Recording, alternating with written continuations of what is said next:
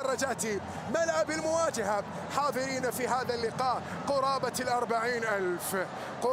40,000 في بطولة تتفوق على النسخة الماضية، في بطولة تحظى بحضور جماهيري طاغي وحضور جماهيري كبير من خلال هذه النسخة في كأس العالم. يكسرون الصمود. مسدود يا ولدي، هذه الأسماء التي أراد بها ومن خلال باس بسكتيري كرة مسؤولية تسديدة الهدايا للسوريين قد تكون المنتخب المغربي رغم هنالك مخالفة كانت في الكرة الماضية، لكن عموما